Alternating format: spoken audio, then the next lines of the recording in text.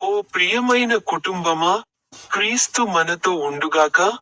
ప్రియమైన తల్లిదండ్రులారా, ప్రియమైన సహోదర సహోదరీలారా, ప్రియమైన వృద్ధ తల్లిదండ్రులారా, ప్రియమైన పిల్లలు మరియు యువకులారా, నేను అపుస్తలుడైన ఎం. ప్రేమ్ రాజు. ఈ రోజు జనవరి 11వ రోజు. ప్రభువు బాప్తిసం కోసం ప్రార్థన. ఓ సర్వశక్తిమంతుడు మరియు శాశ్వతమైన దేవా, ప్రభువైన యేసు జోర్డాన్ నదిలో బాప్తిస్మం తీసుకున్నప్పుడు పరిశుద్ధాత్మ ఆయనపైకి దిగివచ్చింది మరియు మీరు ఆయనను మీ ప్రియమైన కుమారుడిగా ప్రకటించారు. నీటి ద్వారా మరియు పరిశుద్ధాత్మ ద్వారా తిరిగి జన్మించిన మేము ఎల్లప్పుడూ మీ పిల్లలుగా ఉండి మీ చిత్తాన్ని చేసేలా మాకు కృపను ప్రసాదించుము. లోకంలో క్రీస్తు వెలుగుగా ఉండటానికి మాకు బలాన్ని ఇవ్వండి. ఆమెన్. మొదటి బైబిల్ వచనం. సెయింట్ పేతురు మొదటి లేఖ, అధ్యాయం 2, వచనం 16. పద్యం. మిమ్మల్ని మీరు స్వతంత్రులుగా తెలుసుకోండి, కానీ చెడుకు కవచంగా మీ స్వేచ్ఛను ఉపయోగించకండి. కానీ దేవుని బానిసలుగా ఉపయోగించుకోండి. అర్థం. క్రీస్తులో మనకు పాపం మరియు చట్టం యొక్క భారం నుండి స్వేచ్ఛ ఉంది. కానీ ఈ స్వేచ్ఛ ఏకపక్షంగా ఉండటానికి కాదు, దేవుని చిత్తాన్ని చేయడానికి. స్వేచ్ఛ బానిస అంటే మనం ప్రేమతో దేవుణ్ణి సేవించడానికి ఎంచుకుంటాము. ప్రార్థన.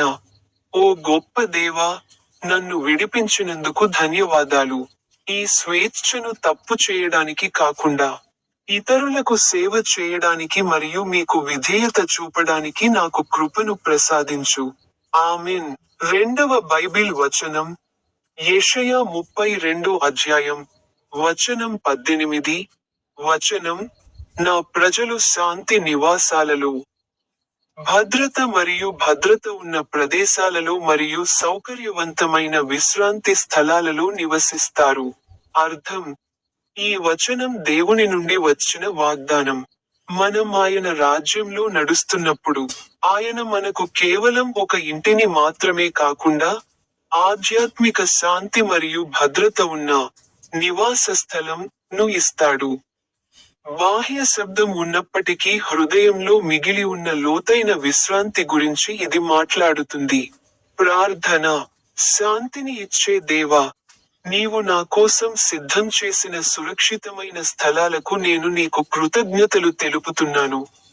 ఈ సంవత్సరం నా కుటుంబాన్ని నీ విశ్రాంతిలో ఉంచు. అన్ని భయాల నుండి రక్షించండి. ఆమెన్. చివరి బైబిల్ వచనాన్ని చదవండి.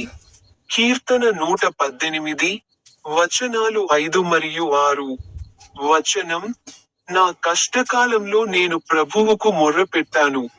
ప్రభువు నాకు సమాధానం ఇచ్చి నన్ను విశాలమైన స్థలంలో ఉంచాడు. ప్రభువు నాతో ఉన్నాడు, నేను భయపడను. మనిషి నాకేమి చేయగలడు? అర్థం. కష్ట సమయాల్లో మన మొదటి ప్రతిస్పందన ఏడవాలి. దేవుడు ప్రార్థనలు వినడమే కాదు, ఇరుకైన వీధుల నుండి మనల్ని విశాలమైన ప్రదేశంలోకి కూడా తీసుకువస్తాడు. విశ్వ సృష్టికర్త మనతో ఉన్నప్పుడు, మానవ వ్యతిరేకత లేదా పరిస్థితులు మనకు హాని కలిగించవు. ప్రార్థన. ఓ సర్వశక్తిమంతుడైన ప్రభువా, నా పిలుపు విన్నందుకు నీకు ధన్యవాదాలు. నేను భయపడినప్పుడల్లా, నువ్వు నా పక్కనే ఉన్నావని నాకు గుర్తుచేయు. ప్రతి సవాలును ఎదుర్కొనే ధైర్యాన్ని నాకు ఇవ్వండి. ఆమెన్. ప్రార్థిద్దాం. ఓ మదర్ మేరీ, ఓ పోప్ లియో 14, ఓ ఆర్చ్ బిషప్ విన్సెంట్ అండ్ ఓ మాజీ ఆర్చ్ బిషప్ ఫెలిక్స్ టోప్పో, ఓ కింగ్ చార్లెస్ 3. ఈ రోజు జనవరి, ఇది 2026 సంవత్సరంలో మొదటి నెల. తల్లిదండ్రులు మరియు పిల్లల కోసం ఓ ప్రభు. తల్లిదండ్రులు తమ పిల్లలను సరిగ్గా నడిపించగలిగేలా వారికి జ్ఞానం, సహనం మరియు బాధ్యతను ఇవ్వండి. నీ భయంలో పెరిగేలా పిల్లలకు విధేయత, గౌరవం మరియు ప్రేమ హృదయాలను ఇవ్వండి. సమర్పణ ప్రార్థన. ఓ ప్రభు, ఈ రోజు మేము మా కుటుంబాలను నీ పవిత్ర హృదయానికి అంకితం చేస్తున్నాము. మా ప్రతి ఇల్లు ప్రార్థన, ప్రేమ మరియు సేవకు కేంద్రంగా ఉండుగాక. ప్రభువైన యేసుక్రీస్తు నామంలో మేము దీనిని ప్రార్థిస్తున్నాము. ఆమేన్.